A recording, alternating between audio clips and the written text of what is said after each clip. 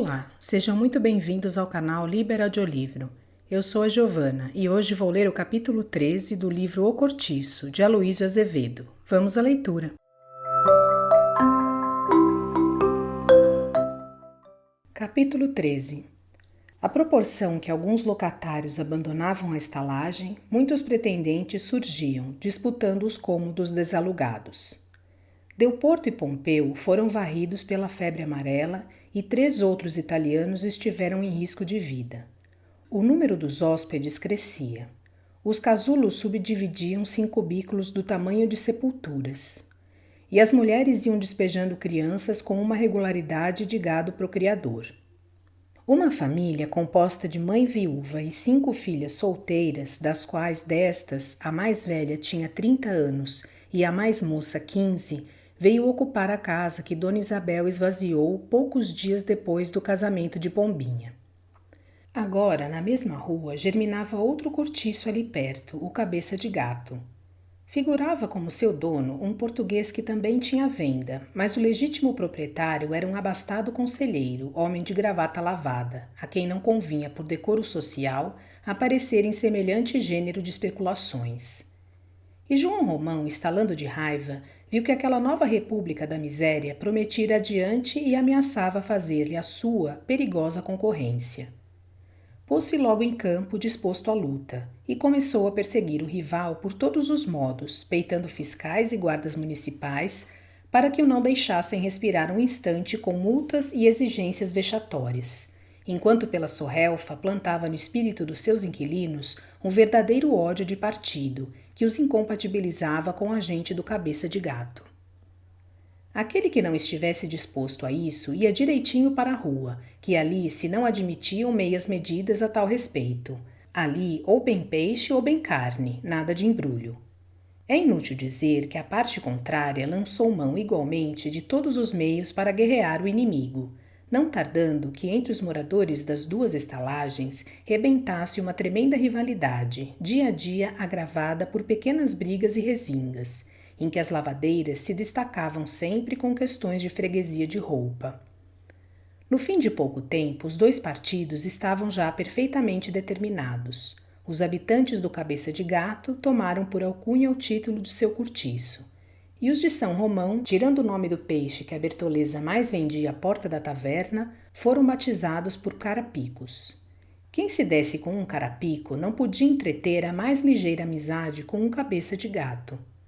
Mudar-se alguém de uma estalagem para outra era renegar ideias e princípios e ficava apontado a dedo.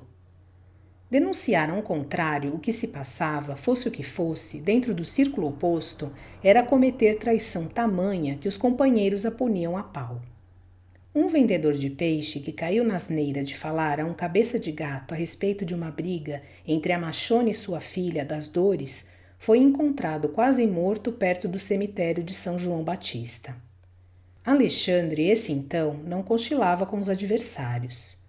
Nas suas partes policiais figurava sempre o nome de um deles pelo menos, mas entre os próprios polícias havia adeptos de um e de outro partido.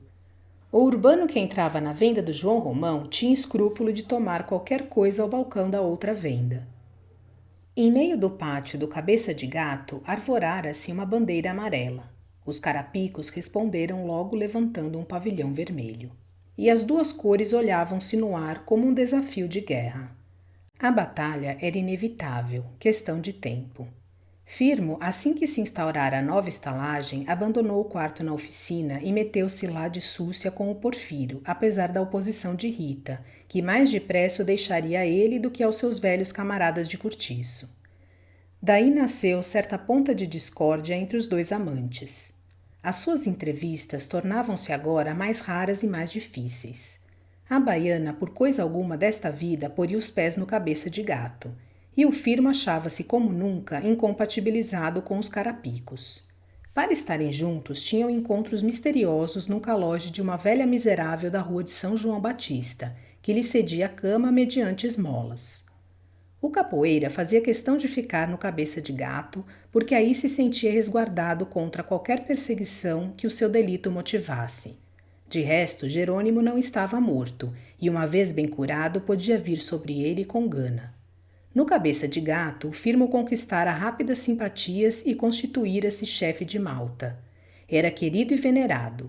Os companheiros tinham entusiasmo pela sua destreza e pela sua coragem. Sabiam-lhe de cor a legenda rica de façanhas e vitórias.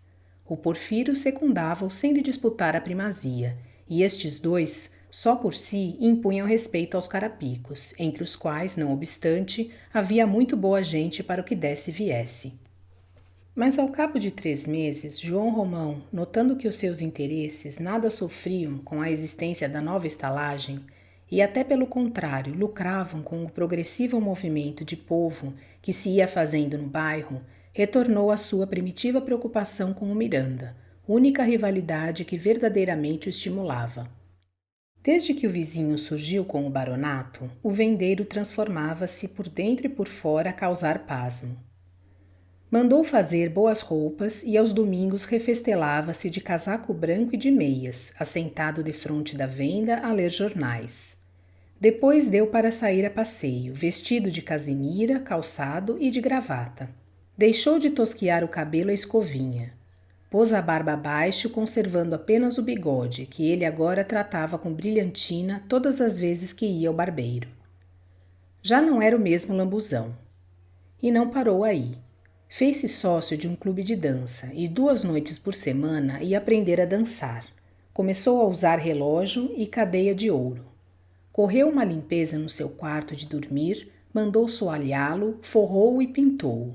Comprou alguns móveis em segunda mão, arranjou um chuveiro ao lado da retrete, principiou a comer com guardanapo e a ter toalha e copos sobre a mesa.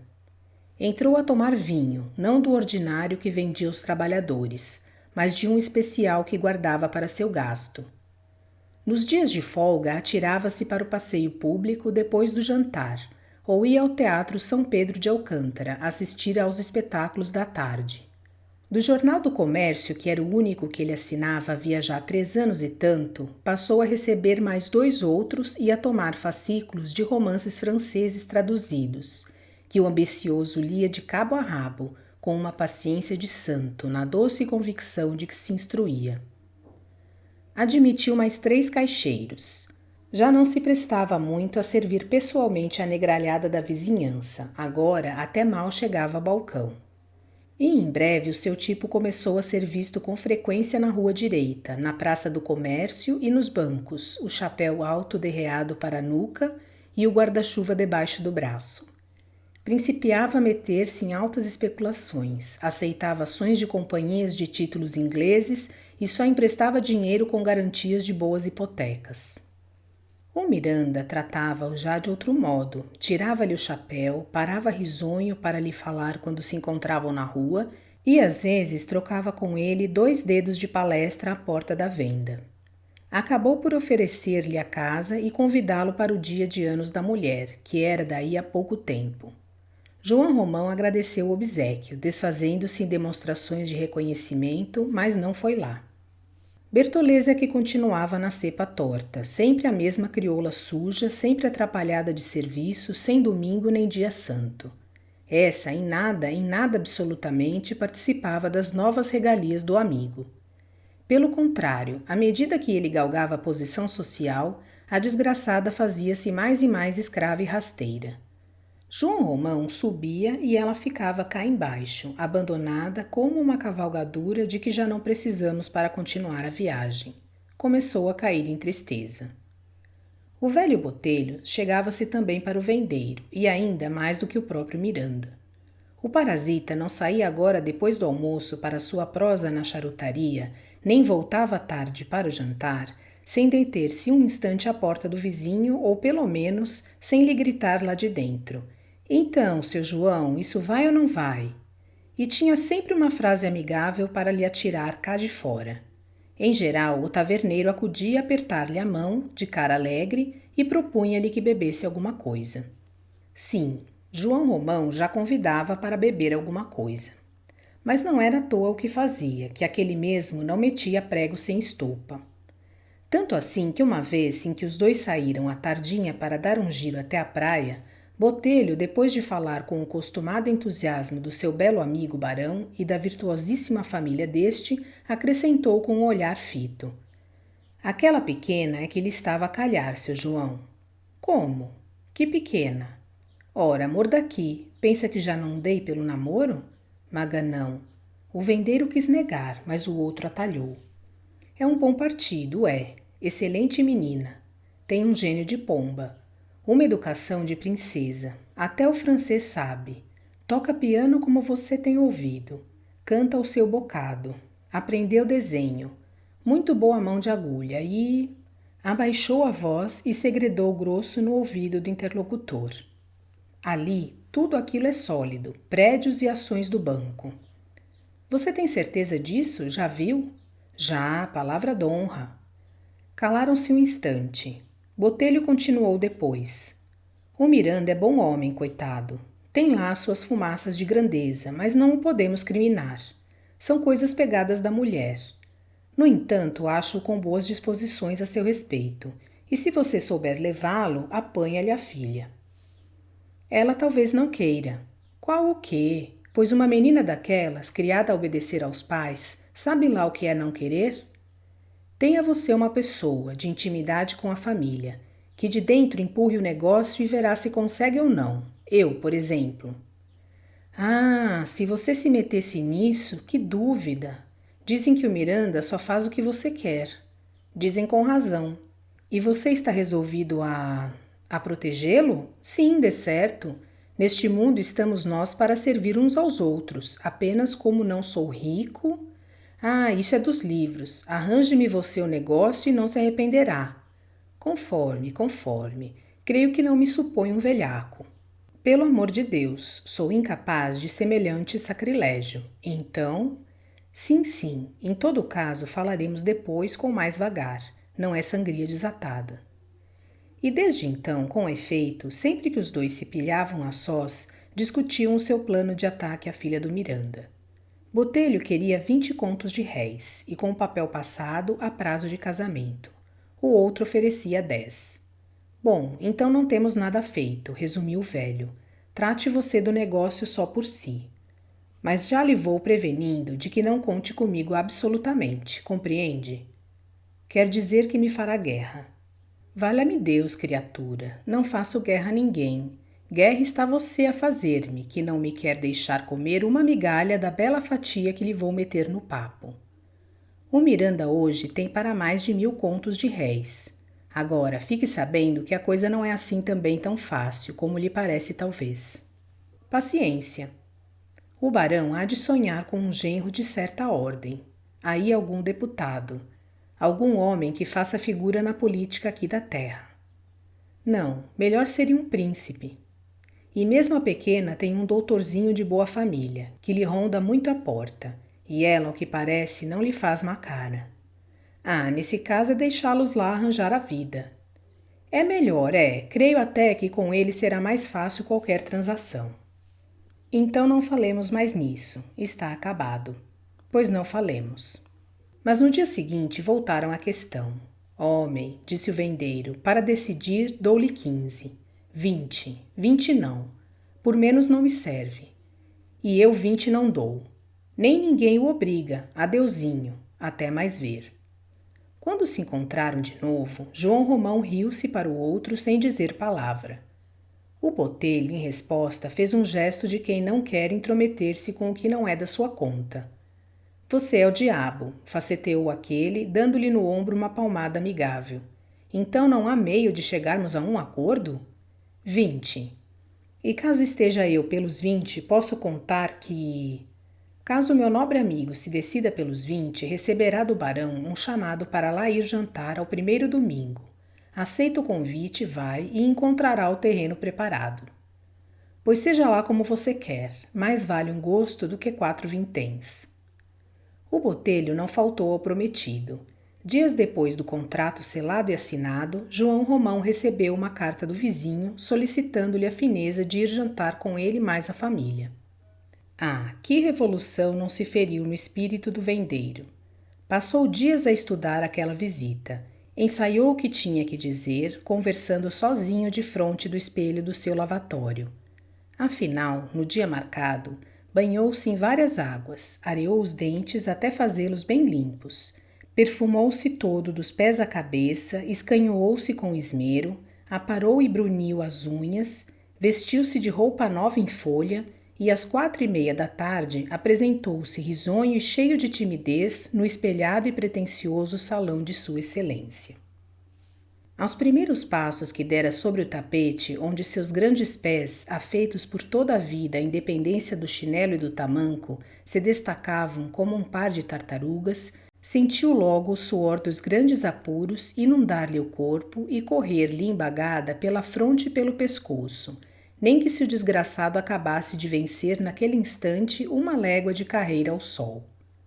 As suas mãos vermelhas e redondas gotejavam, e ele não sabia o que fazer delas, depois que o barão, muito solícito, lhe tomou o chapéu e guarda-chuva.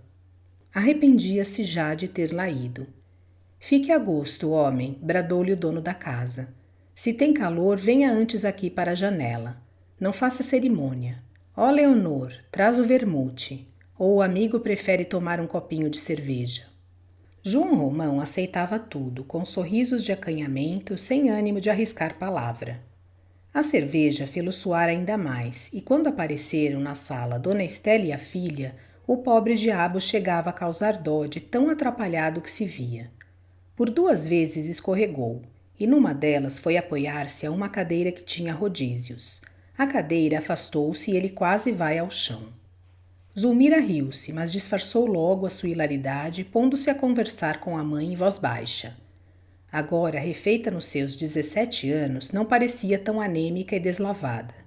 Vieram-lhe os seios e engrossaram-lhe o quadril. Estava melhor assim. Dona Estela, coitada, é que se precipitava a passos de granadeiro para a velhice, a despeito da resistência com que se rendia. Tinha já 2 dentes postiços. Pintava o cabelo e dos cantos da boca 2 rugas serpenteavam-lhe pelo queixo abaixo, desfazendo-lhe a primitiva graça maliciosa dos lábios. Ainda assim, porém, conservava o pescoço branco, liso e grosso, e os seus braços não desmereciam dos antigos créditos. À mesa, a visita comeu tão pouco e tão pouco bebeu que os donos da casa a censuraram jovialmente, fingindo aceitar o fato como prova segura de que o jantar não prestava. O obsequiado pedia por amor de Deus que não acreditassem em tal e jurava sob palavra de honra que se sentia satisfeito e que nunca outra comida lhe soubera tão bem. Botelho lá estava, ao lado de um velhote fazendeiro, que por essa ocasião hospedava-se com o Miranda. Henrique, aprovado no seu 1º ano de medicina, fora visitar a família em Minas. Isaura e Leonor serviam aos comensais, rindo ambas à socapa por verem ali o João da venda, engravatado e com piegas de visita. Depois do jantar apareceu uma família conhecida, trazendo um rancho de moças. Vieram também alguns rapazes. Formaram-se jogos de prendas e João Romão, pela primeira vez em sua vida, viu-se metido em tais funduras. Não se saiu mal, todavia. O chá das 10:30 correu sem novidade, e quando enfim o neófito se pilhou na rua, respirou com independência, remexendo o pescoço dentro do colarinho engomado e soprando com alívio. Uma alegria de vitória transbordava-lhe do coração e fazia-o feliz nesse momento. Bebeu o ar fresco da noite com uma volúpia nova para ele, e muito satisfeito consigo mesmo, entrou em casa e recolheu-se, rejubilando com a ideia de que ia descalçar aquelas botas, desfazer-se de toda aquela roupa e atirar-se à cama para pensar mais à vontade no seu futuro, cujos horizontes se rasgavam agora iluminados de esperança. Mas a bolha do seu desvanecimento engelhou logo a vista de Bertoleza, que estendida na cama roncava de papo para o ar com a boca aberta, a camisa soerguida sobre o ventre, deixando ver o negrume das pernas gordas e lustrosas. E tinha de estirar-se ali, ao lado daquela preta fedorenta cozinha e bodum de peixe. Pois tão cheiroso e radiante como se sentia, havia de pôr a cabeça naquele mesmo travesseiro sujo em que se enterrava a hedionda carapinha da crioula? Ai, ai, gemeu o vendeiro resignando-se, e despiu-se. Uma vez deitado, sem ânimo de afastar-se da beira da cama para não se encostar com a amiga, surgiu-lhe nítida ao espírito a compreensão do estorvo que o diabo daquela negra seria para o seu casamento. E ele, que até aí não pensara nisso. Ora o demo. Não pôde dormir. Pôs-se a malucar. Ainda bem que não tinham filhos. Abençoadas drogas que a bruxa dera à Bertoleza nas 2 vezes em que esta se sentiu grávida. Mas afinal, de que modo se veria livre daquele trambolho? E não se ter lembrado disso há mais tempo? Parecia incrível. João Romão, com efeito, tão ligado vivera com a crioula e tanto se habituara a vê-la ao seu lado, que nos seus devaneios de ambição pensou em tudo, menos nela. E agora? E malucou no caso até as 2 da madrugada sem achar furo. Só no dia seguinte, a contemplá-la de cócoras à porta da venda, abrindo e destripando o peixe, foi que por associação de ideias lhe acudiu esta hipótese. E se ela morresse? Espero que tenham gostado da leitura deste capítulo do livro O Cortiço, de Aloísio Azevedo. Obrigada por sua companhia. Até a próxima.